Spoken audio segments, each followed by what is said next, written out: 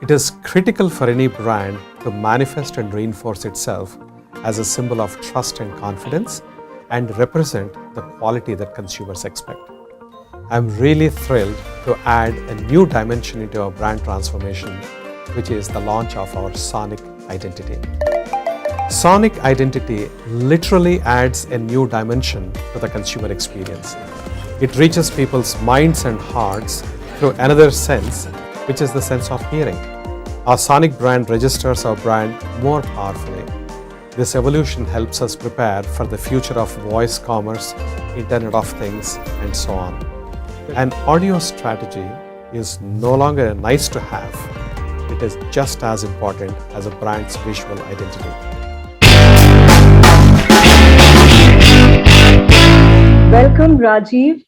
It's so nice to have you on my show, Jagged with Just Ravi. Music, we say, is a very powerful language, and we have seen ads have used music to become more memorable, to endear themselves to us. We talk about brands, it's like, oh, that's something intangible.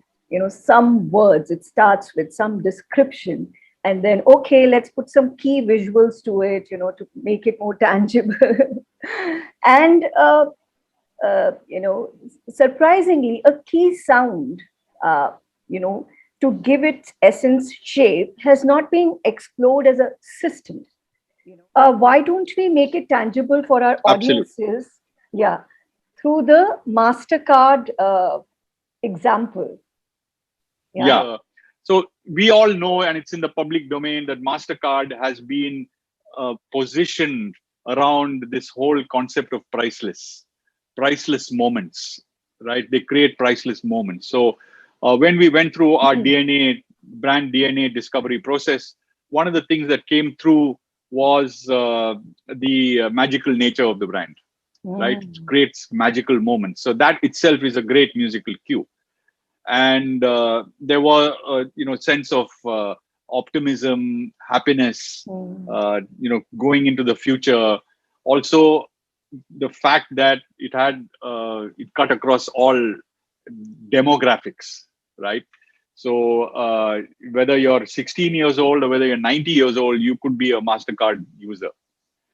It was a tremendous challenge, and I think it was our coming of age. you know and because and I guess once we went through the process, then we share sketches of sound. We try and put music to words, right? So that's another big difficulty for brand owners who are not musicians, because with the grammar of color, for example, it's much easier for people to understand. It's more commonplace. So if I said, look, my brand stands for passion, and then the visual identity agency said, therefore you should use deep red, right?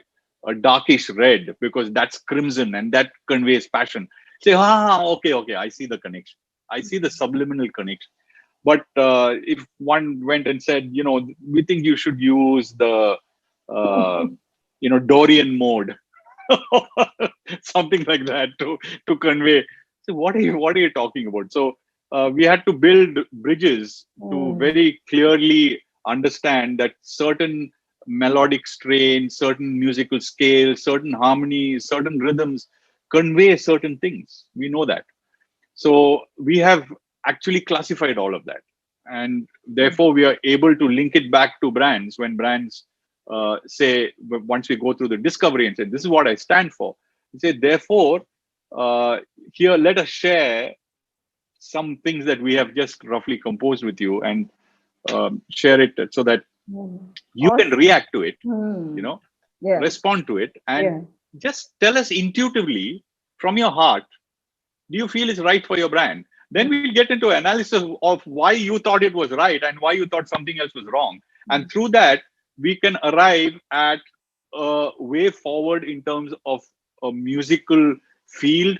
And that leads us into the development of the Mogoscape and the Mogo.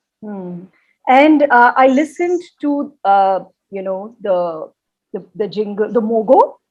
and Yes, its yes, various cultural expressions, Rajiv, and it is yes, yes, fabulous, fabulous. So here is a universal, it's clearly evoking that brightness, optimistic, sensations in you. right, And right. then there are so many renditions by musicians across the globe, and the FIFA league, for the FIFA league also, it got Yes, adapted, and I was like, wow, absolutely. this is mind blowing. Yeah, so that was something really fantastic. Once we create the foundations of the identity system, then we actually, as I said, map out the various year points along with the brand team, and then actually create versions, right? So we created a version for Middle East, we created a version for Latin America, but all from the same melodic framework.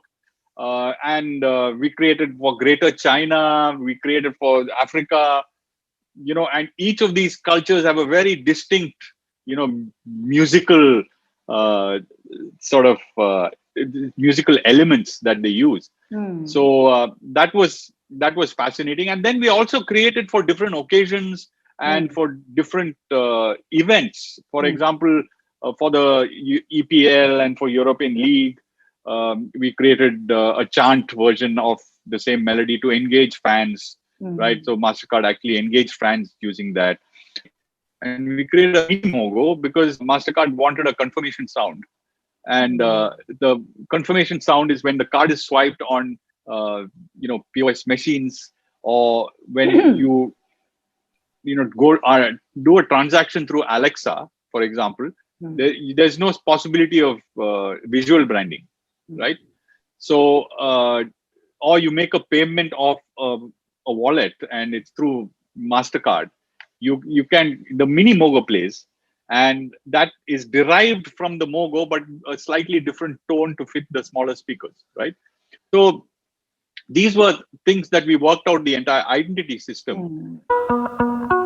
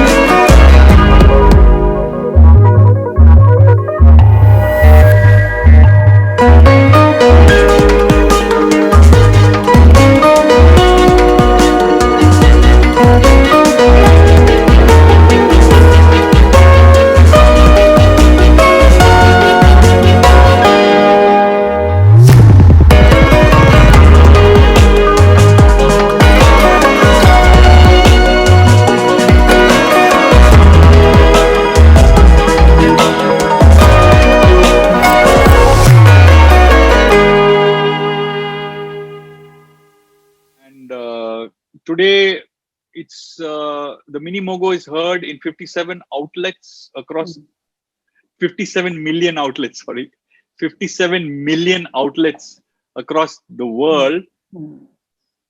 about 100 to 50 times a day. So you can just do the math. Hmm.